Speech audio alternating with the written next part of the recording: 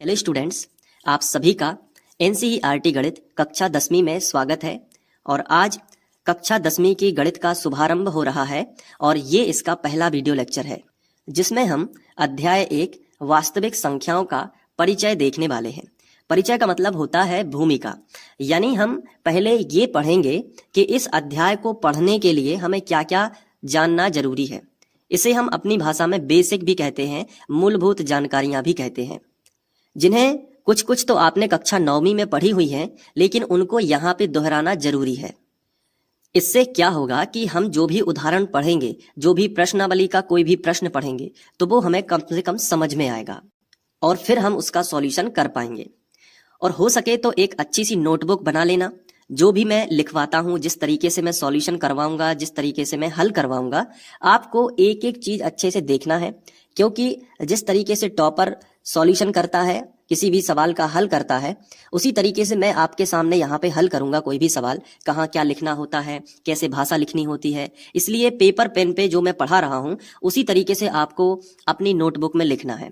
इससे आपको फायदा ये होगा, आपको पता चलेगा कि सवाल का हल किया कैसे जाता है और कौन कौन से पॉइंट्स जो होते हैं जिनको ध्यान रखना होता है। तो साथ में आपके मैथ्स के नोट्स भी बनते जाएंगे। और अगर आप ये पूरा वीडियो देखेंगे और आखिरी तक आपको ये वीडियो अच्छा लगेगा तो और भी वीडियोस देखने की इच्छा होगी, तो इसके लिए डिस्क्रिप्शन में मैं लिंक दे दूंगा, जिससे क्या होगा कि आप कंप्लीट मैथ्स देख सकते हो और अपने अध्ययन को और अच्छा बना सकते हो। तो चलिए फिर शुरुआत करते हैं अध्याय 1 वास्तविक संख्याओं से। सबसे पहले तो जो हमारे चैप्टर का नाम है वास्तविक संख्याएं, इसे हम अंग्रेजी में क्या कहते हैं, रियल नंबर। अब वास्तविक संख्याओं को समझने के लिए हमें इससे पहले कुछ और संख्याओं को जानना होगा। तो इसके लिए हमें क्या करना होगा, संख्या रेखा के माध्यम से हम समझ सकते हैं। तो संख्या रेखा जैसे मैं आपके सामने बना रहा हूं, संख्या रेखा तो आपने देखी होगी। अगर नहीं भी जानते हैं तो कोई बात नहीं। सबसे पहले एक लाइन होती है जो दोनों तरफ तीर का जो चिन्ह बना है, इसका मतलब ये होता है कि ये जो लाइन है ये आगे कितनी भी बढ़ाई जा सकती है। इसी तरफ यहाँ भी आप देखिए, ये जो लाइन है इसे आगे कितनी भी हम बढ़ा सकते हैं। संख्या रेखा के जो बीच में यहाँ पे होता है 0, ठीक है। 0 के आगे इस तरफ सभी धन की संख्याएं होती हैं और इस तरफ सभी ऋण वाली संख्याएं होती हैं, यानी माइनस वाली संख्याएं होती हैं। तो यहाँ पे मैं जैसे बना लेता हूं, पहले तो हम बराबर बराबर अंतर देंगे। संख्या रेखा में हमें सबसे पहले बराबर बराबर अंतर देने होते हैं। इस तरफ भी दे देता हूं, ये देखिए। अब सेंटर में यहाँ पे 0 है, 0 के इस तरफ हम धन में सभी संख्याएं लेंगे, जैसे 1 हो गया, 2 हो गया, यहाँ पे 3, यहाँ पे 4, यहाँ पे 5 और यहाँ पे 6। तो ये जो सभी संख्याएं हैं ये धनात्मक संख्याएं कहलाएंगी। इसके बाद इस तरफ हम जो संख्याएं ले लेंगे, जैसे यहाँ पे -1, यहाँ पे -2, -3, ये सब ऋण में रहेंगी, -4 और फिर जो -5, और इस तरफ से हम आगे बढ़ते जाएंगे। अब ये एक संख्या रेखा कहलाती है, जिसे हम इंग्लिश में नंबर लाइन भी कहते हैं। तो हमने यहाँ पे हेडिंग डाल दी संख्या रेखा या फिर नंबर लाइन, ठीक है। कुछ इंग्लिश के शब्द भी आपको साथ साथ में बताता चलूंगा, ताकि आपका जो टेक्निकल नॉलेज है वो भी अच्छा रहे। अब देखो, संख्या रेखा या फिर नंबर लाइन, अब इसमें होता क्या है कि यहां से अगर हम देखें, जो अगर हम 1 से संख्याओं को लें, 1, 2, 3, 4, 5, 6 और इसके आगे अनंत तक, तो अगर हम इन संख्याओं का एक ग्रुप बना लें जो 1 से शुरू है और अनंत तक ऐसे हम निकाल दें कि अनंत तक जाती हैं जो, तो ऐसी संख्याओं को हम प्राकृतिक या प्राकृत संख्या कहते हैं। इन्हें हम प्राकृत संख्या बोलते हैं। आपने कक्षा 9वीं में इसे देखा होगा। तो ऐसी संख्याएं जो 1 से शुरू होती हैं और अनंत तक जाती हैं, उन्हें हम प्राकृत संख्या कहते हैं। लेकिन प्राकृत संख्या में अगर हम 0 और शामिल कर लें, तो 0 से जो शुरू होती हैं और वो अनंत तक जाती हैं, 0, 1, 2, 3, 4, 5, 6, तो 0 अगर शामिल हो जाता है तो वो अपने आप में पूर्ण हो जाती हैं। पहले कैसी थी, प्राकृत संख्या, अब 0 और शामिल कर लिया तो उन्हें हम कहते हैं पूर्ण संख्या। तो पूर्ण संख्याएं वो कहलाएंगी। तो हमें यहाँ पे संख्याएं लिखना चाहिए। तो ये 1 से शुरू होकर अनंत तक जाती हैं, उन्हें प्राकृत संख्याएं कहते हैं। और ऐसी संख्याएं जो 0 से शुरू होकर अनंत तक जाती हैं, उन्हें पूर्ण संख्याएं कहते हैं। समझ में आया? तो पूर्ण संख्याएं क्या कहलाती हैं? ऐसी संख्याएं जो शून्य से शुरू होती हैं और अनंत तक जाती हैं। जैसा कि मैंने आपको बताया कि ये जो तीर का चिन्ह है ये कितना भी आगे बढ़ाया जा सकता है। तो 6 के बाद 7, 8, 9, 10 ऐसे बढ़ते चले जाएंगे, तो ये तो अनंत तक बढ़ते चले जाएंगे, आगे ये तो अनंत तक बढ़ते चले जाएंगे। तो प्राकृत संख्या बताइए, ऐसी संख्याएं जो 1 से शुरू होकर अनंत तक जाती हैं, और पूर्ण संख्याएं ऐसी संख्याएं जो शून्य से शुरू होती हैं और अनंत तक जाती हैं। तो इतना आपको क्लियर हुआ प्राकृत संख्याएं और पूर्ण संख्याएं। अब हम नीचे इनकी परिभाषाएं लिख लेते हैं और आपको भी अपनी नोटबुक में इसी तरीके से लिखते जाना है। तो सबसे पहले हम हेडिंग डाल देंगे, पहला नंबर जो है हमारा, हम पूर्ण संख्याओं से शुरू करते हैं क्योंकि वो 0 से शुरू हो रही है। तो हम यहाँ पे हेडिंग डाल देंगे पूर्ण संख्याएं। आप भी इसी तरीके से हेडिंग डाल दीजिएगा, पूर्ण संख्याएं। पूर्ण संख्याओं को अंग्रेजी में क्या कहते हैं? तो अंग्रेजी में कहते हैं होल नंबर। होल मतलब संपूर्ण, ठीक है, और नंबर। तो ये आप कुछ इंग्लिश के शब्द भी यूज करिएगा, होल नंबर, इस तरीके से आपको लिखना है पूर्ण संख्याएं। अब इसकी परिभाषा क्या होगी? ऐसी संख्याएं जो पूर्ण संख्याएं है ना, तो शून्य से शुरू होंगी और अनंत तक जाएंगी। तो आप इसी तरीके से परिभाषा लिखेंगे, ऐसी संख्याएं जो शून्य से शुरू होकर अनंत तक जाती हैं। आप उदाहरण भी लिख लेंगे, जैसे आप यहाँ पे उदाहरण लिखोगे, क्या उदाहरण लिखोगे? जैसे 0 यानी शून्य से शुरू होंगी ना, तो 0, 1, 2, 3 और इस तरीके से अनंत तक, तो डैश डैश डैश आप लगा सकते हो। तो ये पूर्ण संख्याएं जिन्हें हम होल नंबर इंग्लिश में कहते हैं। अब पूर्ण संख्याओं को प्रदर्शित किससे करते हैं? तो इन्हें W से प्रदर्शित किया जाता है क्योंकि ये W से शुरू हो रही हैं। तो नीचे हम लिख सकते हैं इस तरीके से कि इन्हें W से प्रदर्शित करते हैं। तो ये हो गया पूर्ण संख्याओं के बारे में। तो पूर्ण संख्याएं जो पूर्ण हो अपने आप में, जो शून्य से शुरू हो, उन्हें हम पूर्ण संख्याएं या होल नंबर कहते हैं। अब हम हेडिंग डालेंगे प्राकृत संख्याएं। तो हम यहाँ पे लिखेंगे प्राकृत संख्याएं। देखो, प्राकृत संख्याओं को हम प्राकृतिक संख्याएं भी कहते हैं और इंग्लिश में हम इन्हें नेचुरल नंबर कहते हैं। तो हम नेचुरल नंबर भी यहाँ पे लिख देंगे, नेचुरल, और यहाँ पे हम लिखेंगे नंबर। तो नेचुरल नंबर, नेचुरल मतलब होता ही है प्राकृतिक, तो इस तरीके से हमने लिखा। अब इसकी जो डेफिनेशन होगी वो क्या होगी? ऐसी संख्याएं जो 1 से शुरू होके अनंत तक जाती हैं। तो हम यहाँ पे डेफिनेशन लिख लेते हैं, ऐसी संख्याएं जो 1 से शुरू होकर अनंत तक जाती हैं। 1 से शुरू हुई और अनंत तक जाती हैं। जैसे कि उदाहरण में हम क्या लिखेंगे? 1 से ही शुरू कर देंगे उदाहरण, जैसे 1, फिर 2, फिर 3 और फिर डैश डैश डैश, इस तरीके से हमने लिख दिया। अब प्राकृतिक संख्याओं को किससे दर्शाते हैं? तो n से दर्शाते हैं। नेचुरल से शुरू हुआ ना, तो हम यहाँ पे लिखेंगे इन्हें कैपिटल N से प्रदर्शित करते हैं। ये हो गया प्राकृतिक संख्या। अब इनके बारे में थोड़ा सा और समझते हैं। जैसे अभी अभी आपको पता है, यहाँ पे देखिए संख्या रेखा में आपको एक चीज पता है कि 1 से शुरू जो होती है अनंत तक जाती है, उन्हें प्राकृतिक संख्या कहते हैं। तो जैसे आपके सामने लिखा है 2, तो मैंने आपसे पूछा कि बताइए 2 क्या प्राकृत संख्या है या पूर्ण संख्या है? आपके पास ऑप्शन है, आपको बताना है कि 2 क्या प्राकृत संख्या है या फिर 2 पूर्ण संख्या है, आपको बताना है। तो आप कहोगे कि 2 तो देखो, पूर्ण संख्याएं कहां से शुरू होती हैं? 0 से, लेकिन 0 से शुरू होके वो तो अनंत तक जाती हैं। तो 0, 1, 2, उसमें भी तो 2 आता है पूर्ण संख्याओं में। आप देखोगे पूर्ण संख्याओं के उदाहरण में भी कितना आया है? 2 आया है। आया है कि नहीं आया है? और प्राकृतिक संख्या के उदाहरण में भी 2 आया है। इसका मतलब ये हुआ कि 2 एक प्राकृत संख्या भी है और एक पूर्ण संख्या भी है। अब मैं आपसे पूछता हूं, जैसे मान लीजिए 7 के बारे में बताइए, थोड़ा सा दिमाग लगाइए। 7 क्या प्राकृत संख्या है कि पूर्ण संख्या है? प्राकृत संख्या है या पूर्ण संख्या है? तो आपका जवाब वही होगा कि 7 प्राकृत संख्या भी है और पूर्ण संख्या भी है, दोनों है। क्योंकि पूर्ण संख्या 0 से शुरू होती हैं तो वो अनंत तक जाती हैं। तो 0 भी आएगा, 1 भी आएगा, 2 भी आएगा, 3 भी आएगा, 4, 5, 6 और 7 ये आ गया। और प्राकृत संख्या 1 से शुरू होती है तो फिर उसमें भी 7 आएगा। तो इस तरीके से इस 1 के बाद जितनी भी संख्याएं हैं वे पूर्ण संख्याएं भी हैं और प्राकृत संख्या भी है। अब मैं आपसे पूछता हूं 0, क्या 0 प्राकृत संख्या है या पूर्ण संख्या है? तो आप कहोगे सर 0 केवल पूर्ण संख्या है, क्योंकि प्राकृतिक संख्या 1 से शुरू होती है। कहां से शुरू होती है? 1 से शुरू ही होती है वो तो 0 नहीं आता उसमें। तो 0 कभी भी प्राकृतिक संख्या नहीं हो सकती, वो केवल एक पूर्ण संख्या रहेगी। तो ये एक छोटी सी एक्सरसाइज आपके लिए कि आपने जो कुछ भी पढ़ा वो अच्छे से समझ में आया कि नहीं। तो ये हो गया पूर्ण संख्याएं और प्राकृत संख्याओं के बारे में। लेकिन वास्तविक संख्याएं क्या होती हैं, ये पढ़ने के लिए आपको और कुछ संख्याएं भी इसके साथ साथ पढ़नी होंगी। जैसे कि अगला आता है तीसरे नंबर पे पूर्णांक। अब पूर्णांक क्या कहलाता है? पूर्णांक को आपको पता होना चाहिए। पूर्णांक क्या है, इसके नाम में ही छपा हुआ है। पूर्णांक मतलब होता है पूर्ण अंक। पूर्णांक का अगर आप संधि विच्छेद करोगे तो क्या निकलेगा? पूर्ण प्लस अंक। यानी कि पूर्ण का मतलब क्या होता है? पूरा।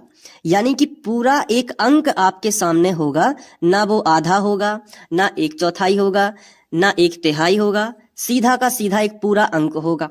पूरा अंक क्या है? जैसे आपके सामने ये 2 लिखा है, ये एक पूर्ण अंक है।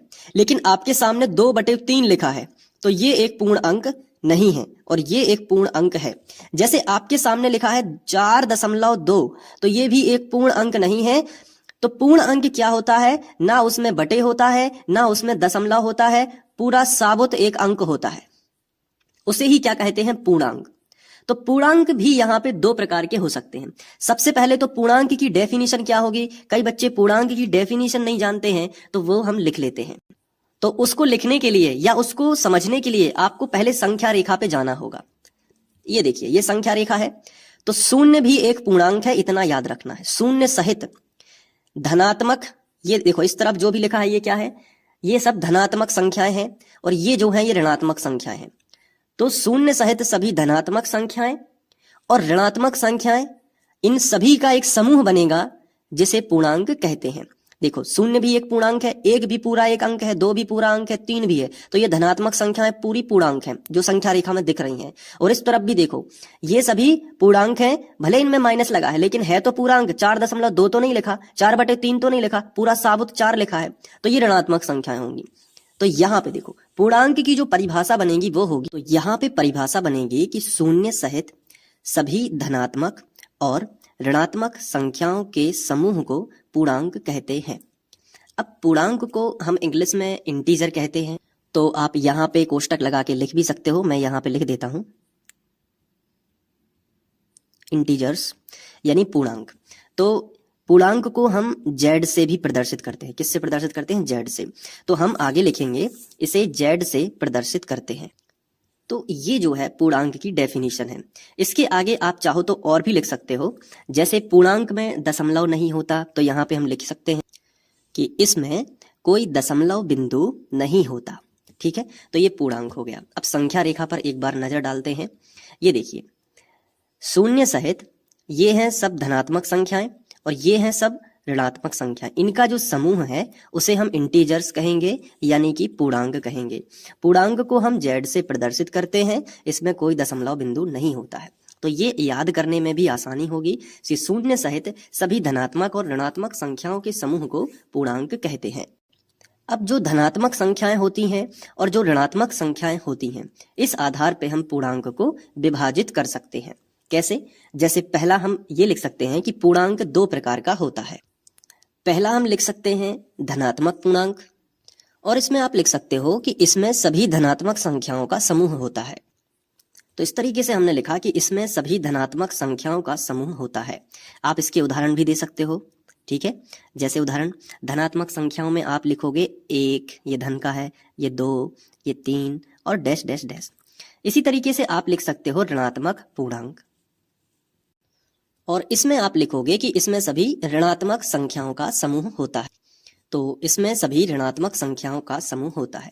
जैसे आप उदाहरण यहाँ पे दे सकते हो ऋणात्मक संख्याओं का, जैसे कि -1, -2, -3। ये भी साबुत अंक हैं, पूरे अंक हैं, तो ये पूर्णांक में आएंगे, लेकिन ये ऋणात्मक पूर्णांक कहलाएंगे।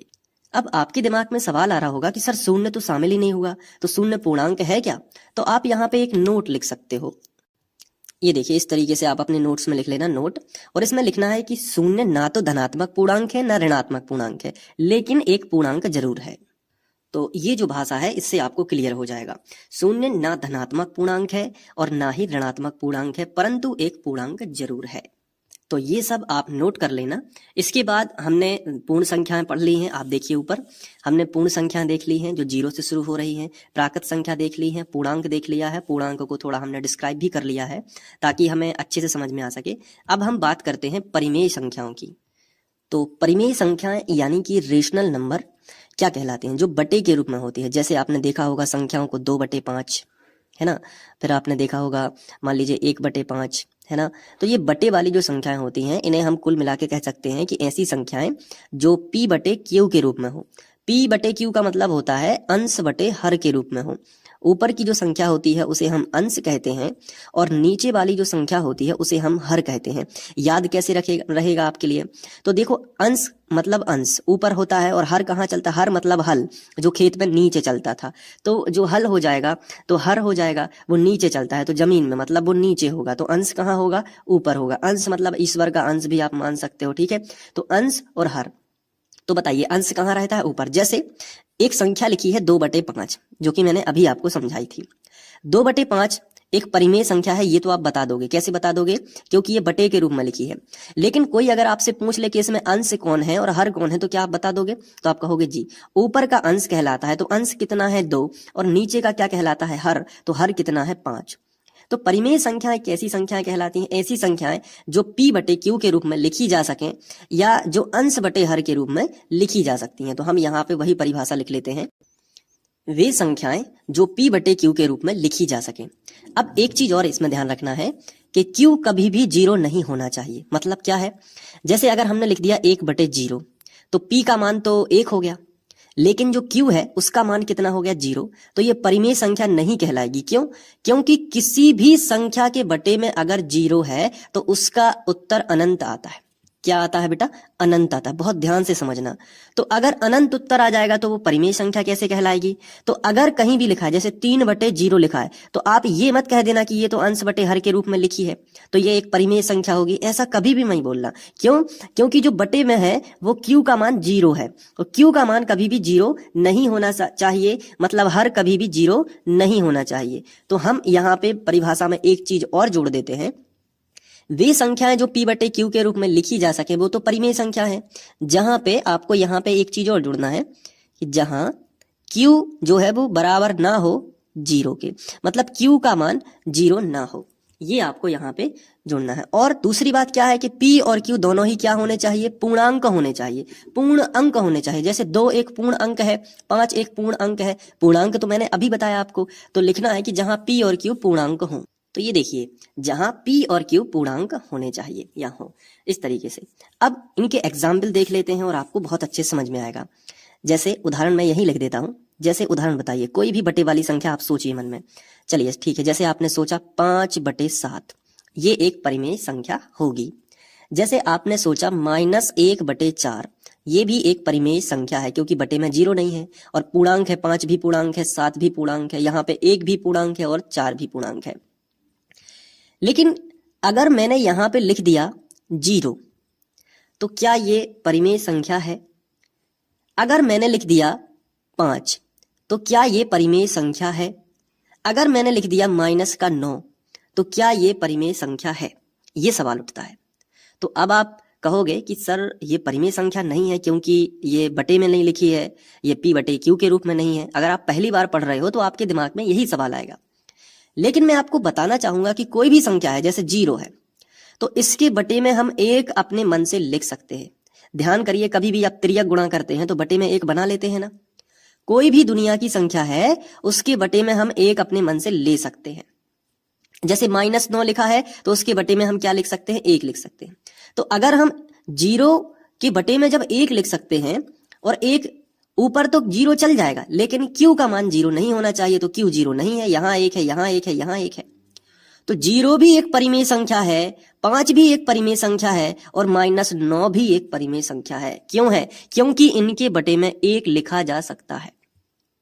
तो समझ में आया आपको, परिमेय संख्याएं ऐसी संख्याएं जो अंश बटे हर के रूप में या p/q के रूप में लिखी जा सके। लेकिन अगर कोई संख्या, कोई पूर्णांक अकेला लिखा है तो उसके बटे तुम 1 लिख सकते हो और वो भी क्या होगी, एक परिमेय संख्या होगी। इसके अलावा कुछ और एग्जाम्पल, जैसे आपके सामने लिखा है 0.3 और 3 के ऊपर ये डैश लगा है। क्या ये परिमेय संख्या है? तो आंसर है हाँ, इसे परिमेय संख्या के रूप में बदला जा सकता है। कैसे? मैंने आपको कक्षा 9वीं में सिखाया है और फिर मैं यहाँ पे ट्रिक से बता देता हूँ। जैसे 0.3 के ऊपर डैश है तो ये 3 तो ज्यों का त्यों रहेगा, लेकिन जितनी 3 यहाँ पे देखो, जितनी संख्या के ऊपर डैश है उतने ही 9 नीचे बना देना है। जैसे ऐसा लिखा होता 0.33 डैश, दोनों पे डैश है तो ये 33 तो ज्यों का त्यों रहेगा, लेकिन बटे में उतने ही 9 बना देने हैं जितने पे डैश है। तो 2 पे डैश है ना, 2 संख्याओं पे डैश है तो 2 यहाँ पे 2 बार आपको 9 बना देने हैं। तो ये बटे वाली संख्या हो गई, ये भी बटे वाली संख्या हो गई। अगर इनको काटोगे भी तो 3 एकम 3 और 3 तिरका 9, 1/3। ये भी क्या है? एक परिमेय संख्या है। तो इस प्रकार की संख्याएं भी क्या होती हैं? परिमेय संख्याओं की कैटेगरी में आती हैं।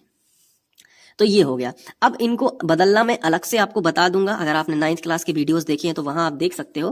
बाकी ट्रिक के माध्यम से अलग से मैं आपको बता दूंगा कि बदलना कैसे जाता है और कोई भी संख्या को कैसे, इस प्रकार की संख्या को ट्रिक के माध्यम से बता दूंगा। बट अपना अभी ये टॉपिक नहीं है, तो अभी केवल परिमेय संख्याओं के बारे में हम पढ़ रहे हैं। चलिए, अब परिमेय संख्याओं के बाद आती हैं अपरिमेय संख्याएं।